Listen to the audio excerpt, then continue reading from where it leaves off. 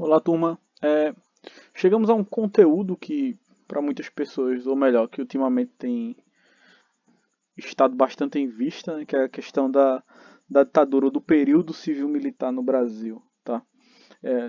Nossa última discussão, de 2 semanas atrás, a gente concluiu ali alguns argumentos sobre a história nacional, até a ideia, até chegarmos no argumento ali do final do governo Jango, com a passeata pela família, liberdade, todos aqueles movimentos que a gente acabou discutindo nas semanas anteriores. E aí a gente chega no período que se inicia em 64 e vai até 1985, um período chamado de ditadura militar. Tá bem? Na aula de hoje eu vou conversar com você sobre dois governos, tá? O governo Castelo Branco e o governo Costa e Silva, os primeiros anos ali, o período que caracteriza boa parte dos acontecimentos. Uma coisa interessante do livro de vocês, que vale ressaltar antes da gente desenvolver esses conteúdos, é que o livro ele se preocupa bem com conceitos, isso é legal. Só que ele não insere esses conceitos no tempo. Aí o que acontece é que a gente não tem uma discussão linearizada. A gente não sabe muito bem quem criou tal coisa, mas a gente sabe que existiu. Isso é um pouco ruim a nível de aprendizado histórico, ao meu ver. Tá? Então aqui a gente vai ter essa preocupação de encaixar os acontecimentos associando a quem estava envolvido, porque aí, didaticamente falando, para vocês fica mais evidenciado os eventos, fica mais claro de entender, tá? Então vamos iniciar, tá bem? Com a saída de João Goulart, vai ser estruturado toda uma junta militar ali, com Mazili e tantos outros, e a gente inicia mesmo o regime. O general Humberto de Alencar Castelo Branco, ele entra ali à frente, que é esse que vocês estão vendo aí na imagem, esse belo jovem aí da imagem, tá? E nos primeiros dias, nos primeiros meses do governo militar, vai ter um processo de repressão bem forte. Então, estudantes, políticos, pessoas envolvidas com movimentos sociais, membros de ligas camponesas, jornalistas, qualquer pessoa que sejam enquadradas como uma ameaça ao governo, contra o Estado brasileiro, porque o argumento era esse. As pessoas que que ameaçam a moralidade e o bem-estar social. Muitas pessoas foram presas e punidas ali nesse período, nesse curto espaço de tempo, tá?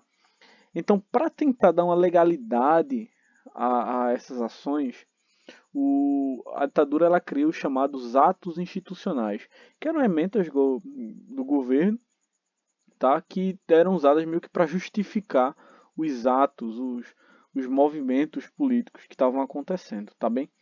Então, em 9 de abril, o primeiro ato institucional, que aí a gente chama de AI-1, por ser o primeiro, né, o ISAIS, como algumas pessoas preferem estar falando, permitia que o presidente ele cassasse mandatos de políticos, ou seja, retirasse aqueles políticos ali do poder, e também suspendeu os direitos políticos de qualquer cidadão. O que são esses direitos políticos? O direito de votar, o direito de ser candidato, o direito de, como posso colocar para vocês aqui, de participar de agremiações políticas, o direito de montar sindicatos, esses são direitos políticos.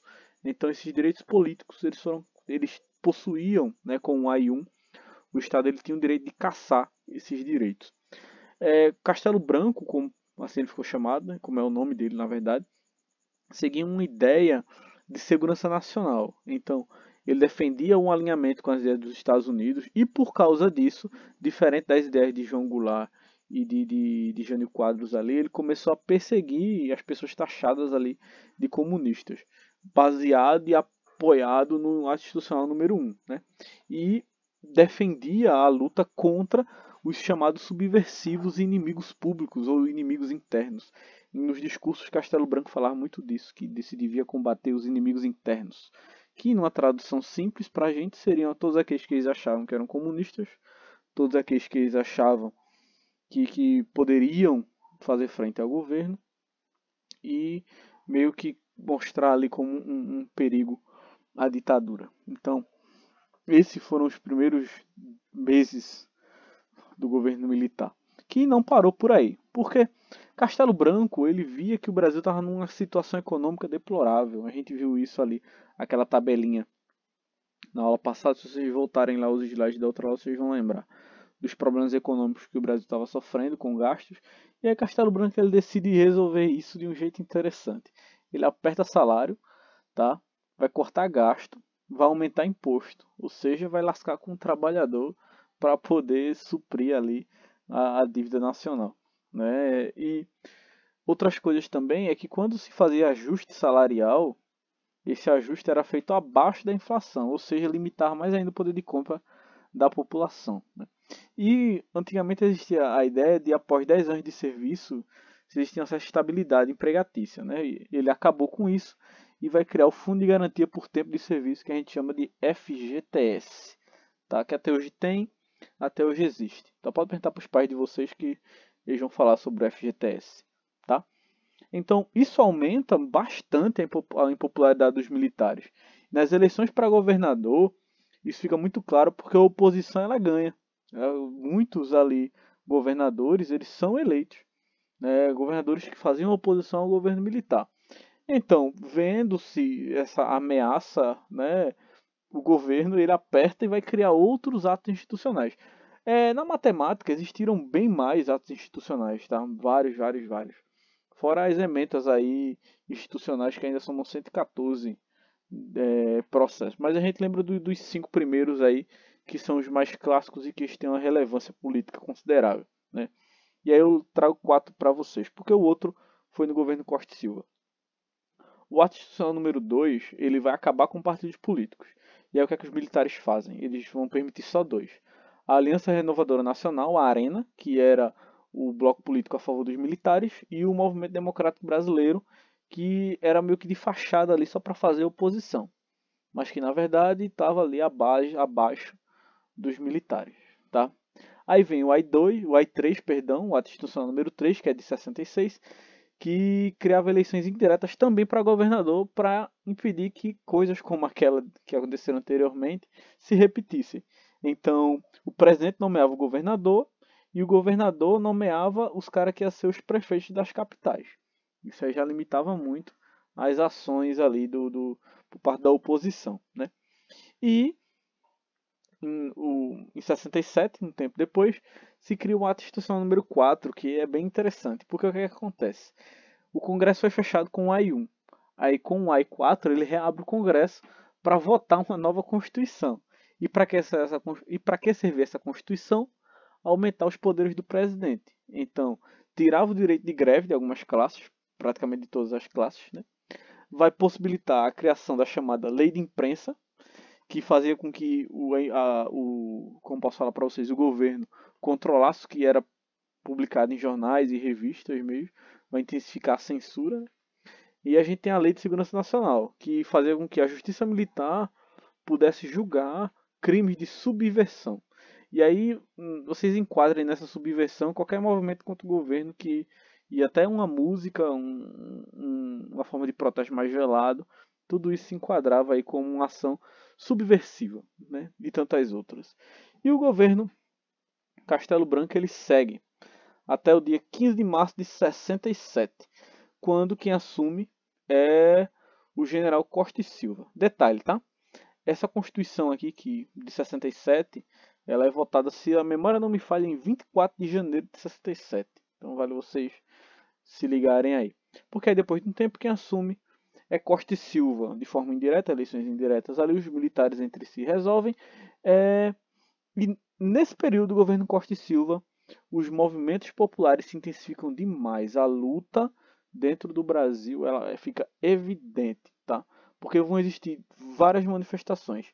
Em 68 vai haver uma revolta, vai haver um movimento num restaurante universitário chamado Calabouço, onde o estudante Edson Luiz Lima Souto ele acaba sendo morto pela polícia.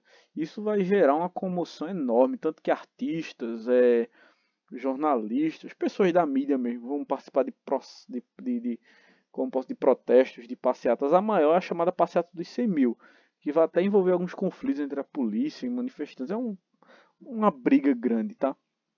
E para terminar de lascar, a gente ainda vai ter outras lutas sociais bem complexas, como a classe trabalhadora exigindo aumento salarial e metalúrgico, um bocado de grupo aí fazendo protesto dentro desse período, tá?